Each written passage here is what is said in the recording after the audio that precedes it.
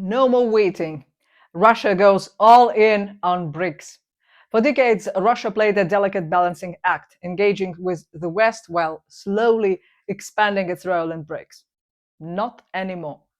That strategy is over. Russia has made its choice.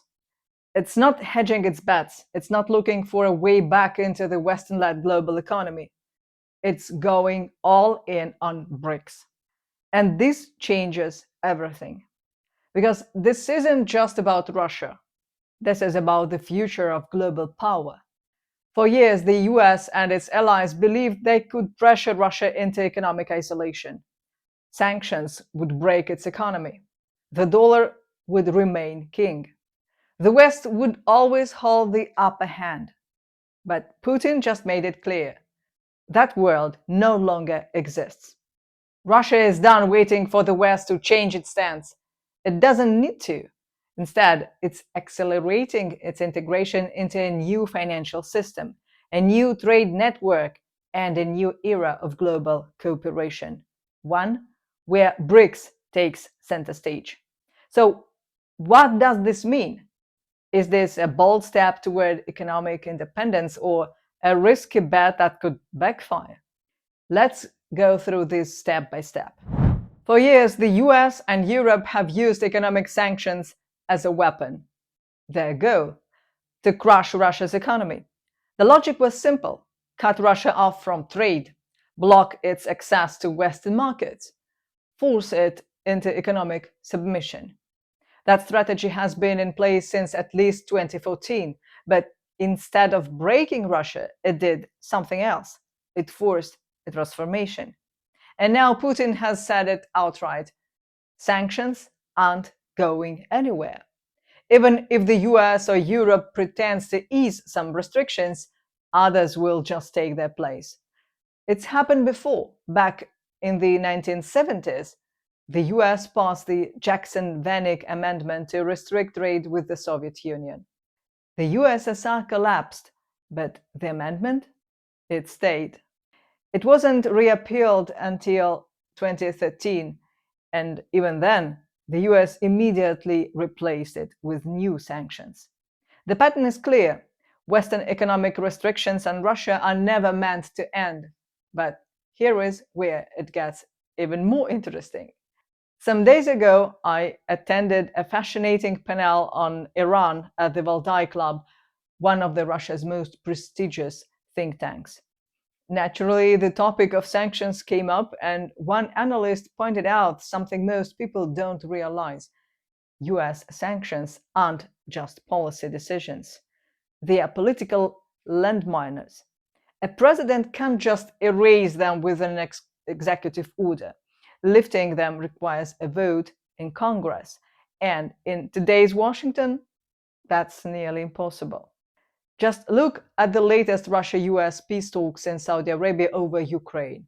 Reports say Russia proposed a trade, readmit a few of its banks into SWIFT in exchange for a Black Sea grain deal. And the US? They agreed. But here is the catch: that doesn't mean it will happen. Because even though the US holds the most influence on SWIFT's board, it still has to deal with Europe. And Europe? It's unpredictable, emotional, even self-destructive when it comes to Russia. So even if some grand diplomatic breakthrough happened, even if relations somehow improved, these sanctions, they wouldn't just disappear. And Putin knows it. That's why Russia isn't waiting for a political miracle. It's moving forward on its own terms. It's no longer hoping for a return to business as usual. It's building a new economic order, one that no longer depends on the West. This shift isn't just about avoiding sanctions. It's about something bigger: economic sovereignty. Russia is now prioritizing its own industries: manufacturing, energy, defense, and technology over globalist policies. For decades, Moscow followed a hybrid economic model, blending state control with Western-style capitalism. That model is being replaced. The goal now? Self-efficiency. If foreign companies pull out of Russia, Russian businesses replace them. If Western investors leave, domestic investment increases. This isn't a temporary workaround, it's a permanent restructuring of the economy. And there is a historical precedent for this. In the late 19th century, Russia went through rapid industrialization under statesman Sergei Witte. Instead of relying on imports, Russia built its own infrastructure. It developed railways, expanded domestic production, and reduced its dependence on Europe. Now history is repeating itself. Russia is once again redirecting its economy inward. But this time, it has BRICS. For years, BRICS was dismissed as a loose collection of developing economies.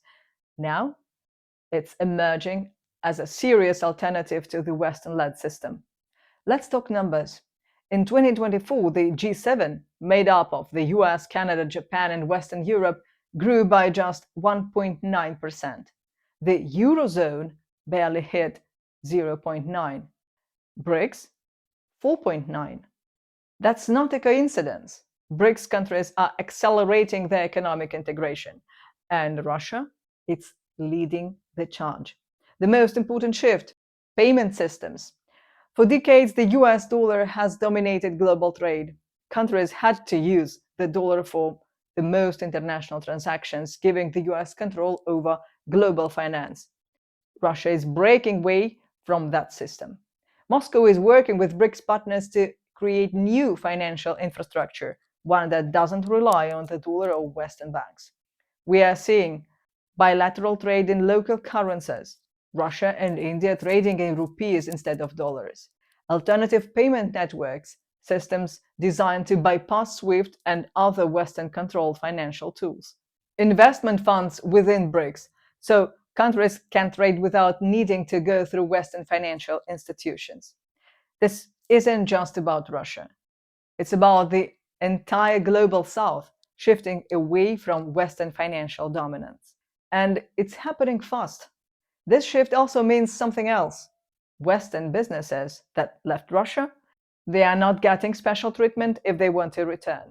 After sanctions ramped up in 2022, hundreds of Western companies pulled out of Russia, expecting the economy to collapse. That didn't happen. Instead, Russian businesses took over. McDonald's left, Russia launched its own version. Western banks withdrew, Russian banks stepped in. European automakers exited, China and local Russian firms expanded production. And Putin made it clear, the train has left the station. Those who left will not be prioritized upon return. If Western companies want to come back, they will have to play by Russia's rules. And many Russian businesses aren't interested in going back to the old way of doing things. For them, the global economy has already changed. So, what does this mean for the rest of the world? For the West, it's a major problem. They are losing access to Russian energy, Russian agriculture, Russian raw materials. And because BRICS is expanding, Western influence over global markets is shrinking. For emerging economies, though, this is an opportunity. Countries in Africa, Latin America, and Asia are watching BRICS closely, and many are looking to join. Between full members and partners today, BRICS involves more than 20 nations on all continents. The global economy isn't centered around Washington and Brussels anymore. It's shifting toward Shanghai, New Delhi, Sao Paulo, and Moscow. And for Russia, that's exactly what it wants.